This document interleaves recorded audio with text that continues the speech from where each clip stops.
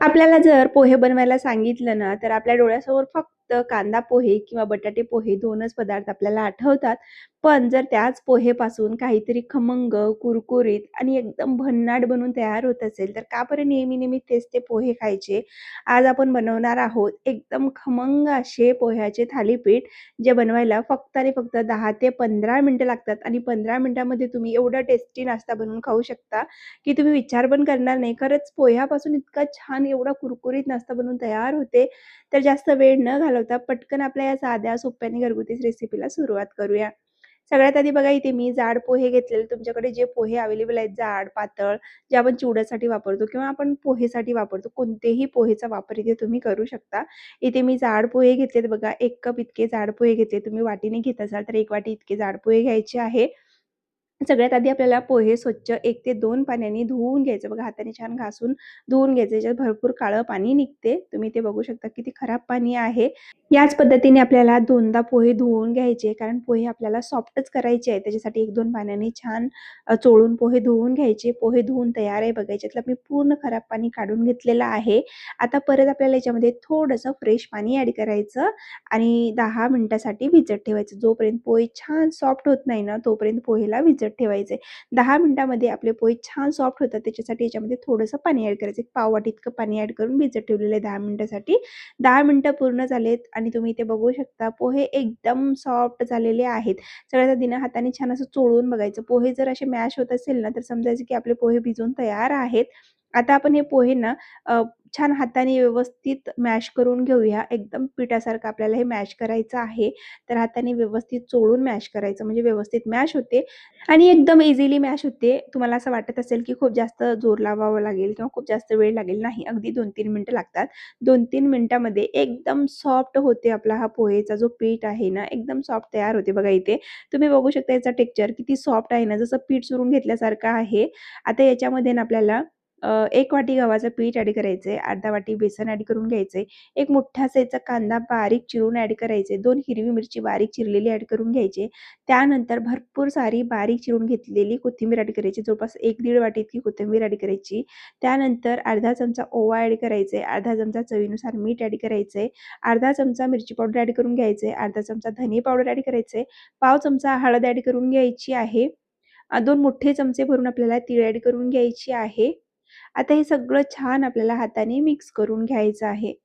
आणि जसं आपलं थालीपीठचं पीठ असते ना रेग्युलर, जसं आपण नेहमी बनवत असतो ना, तसंच पीठ आपल्याला भिजवून घ्यायचं आहे. एकदम सॉफ्ट, खूप जास्त कडक पीठ भिजवायचं नाही.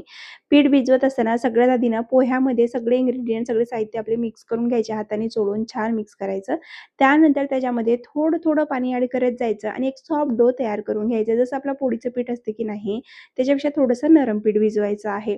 एकदम सिंपल आहे. तुम्ही इथे बघू शकता पिठाचं टेक्स्चर एकदम सॉफ्ट पीठ मी इथे लावून घेतलेलं म्हणजे आपल्याला थालीपीठ थापायला सोपं जाईल असं. आणि तुम्ही ते पिठाचं टेक्स्चर बघू शकता. खूप जास्त घट्ट किंवा खूप जास्त नरम पीठ नाहीये. एकदम परफेक्ट सॉफ्ट असं पीठ इथे मी लावून घेतलेलं आहे. थालीपीठचं पीठ लावून तयार झालेलं आहे. आता मी तुम्हाला लगेच थालीपीठ कसं थापायचं ते दाखवते.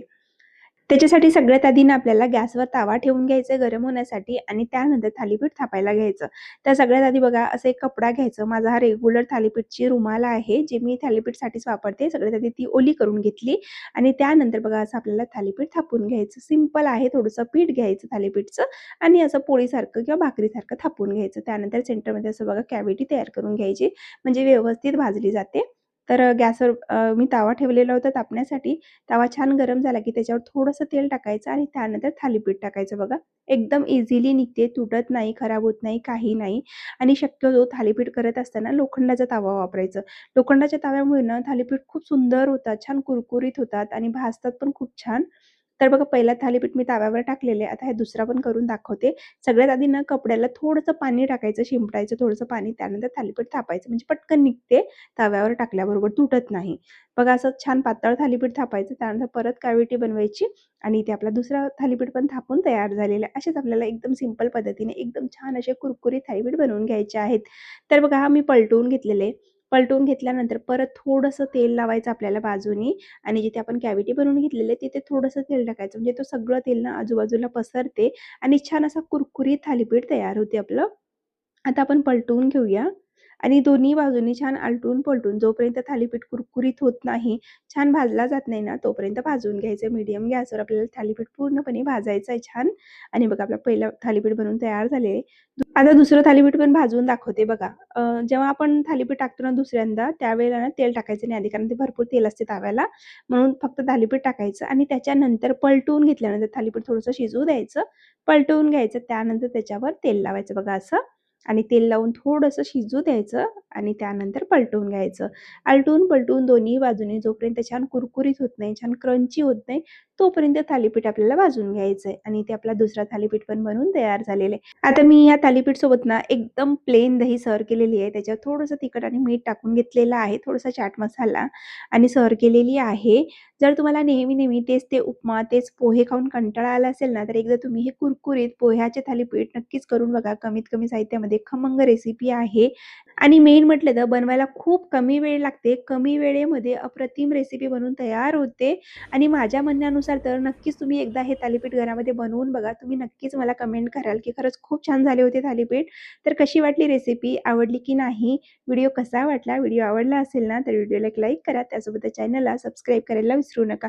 पुन्हा भेटू अशाच एक नवीन व्हिडिओमध्ये. तोपर्यंत बाय.